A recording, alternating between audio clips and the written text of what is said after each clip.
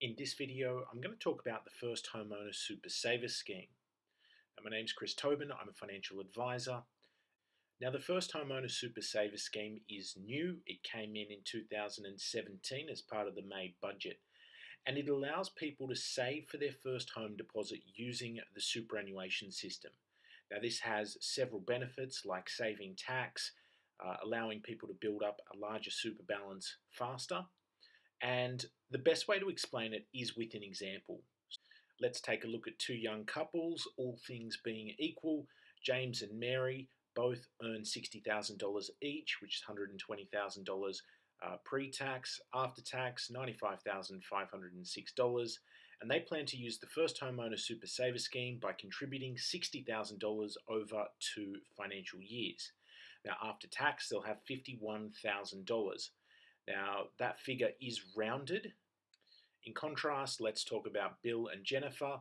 All things being equal, they're saving $60,000 in their own name, not taking advantage of the First Homeowner Super Saver Scheme, and after tax and factoring in interest rates, they would have saved $40,000. Now, that figure has also been rounded slightly. However, the key takeaway here is that using the scheme has saved James and Mary $11,000 compared to not using it. And that's the important thing. The $11,000 is a structural tax saving that people can get by using the superannuation system. Now, with that said, there are rules to get money in because it applies to both voluntary concessional contributions and non-concessional contributions. For example, you're limited to $15,000 for concessional contributions each year, or $30,000 over the life of the scheme. The two biggest things that are going to catch people out are point number 2 and point number 6. And that's because people can breach those caps and not realize it. If you're not sure what the concessional or non-concessional contributions mean, it has to do with the tax status of those contributions. I've got a separate video where I talk about it in more detail. Now, this is superannuation and there are rules for getting money out. You can withdraw funds from the 1st of July 2018 and there is a complex formula to work it out. However, it can be summarised like this. The contributions plus the deemed earnings minus the tax at your marginal tax rate, which is what the MTR stands for, plus a 30% tax offset. Now, going back to our example before, as you can see, considering all of those factors, James and Mary have $51,000 after tax by using the scheme compared to Bill and Jennifer, who only have $40,000. For me, the positives definitely outweigh the negative. You'll pay less tax, it's a mechanism to help you save money on a regular basis, and it's going to help you build that deposit much faster. Now, on the flip side, some of the negatives include the complexity around understanding the different rates, thresholds, amounts, as well as rules and timeframes that are involved.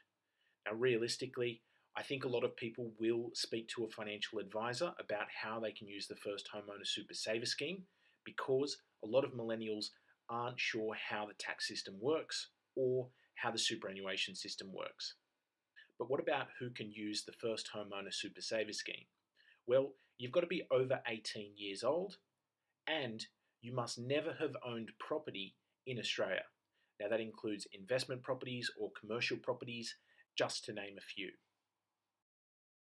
Now, for me, one of the big takeaways from this is that it changes the discussion around rent vesting and whether people should use property as an investment vehicle to build their wealth. When you look at the other schemes that are available, especially in New South Wales, using the First Home Buyer Assistance Scheme in conjunction with the First Homeowner Super Saver Scheme, the savings can really add up. With that said, I have a number of concerns. I think a lot of people might struggle with understanding the superannuation system. At the same time, super has a political element to it where people see it as a political football. That's not a good thing. Some of the administrations behind the scenes might be difficult for people to understand. At the same time, as I said earlier, we've got understanding the rules, the processes and the timeframes, as well as making sure you get the withdrawal process right. Now, to sum it up, should people use the first homeowner super saver scheme to save for their first deposit? And the simple answer is yes. Now, the reason why I say that is because we need to change our thinking about this and to look at it a different way. James and Mary are getting paid $11,000 to learn about super, use the rules, and that's going to set themselves up for life. And that's what I think the important takeaway here is, that the government has come up with a system to get people to engage with super at an early age, which is only going to put them in a better position at retirement. With that said, I think this video is getting a little bit long. It can be a pretty dense topic. My name is Christopher Tobin. I'm a financial advisor. Thank you very much for listening. And everything in this video has been covered under general financial advice and factual information because it does not take into consideration your personal financial goals, needs, or objectives. With that said, stay tuned and I hope you like the videos.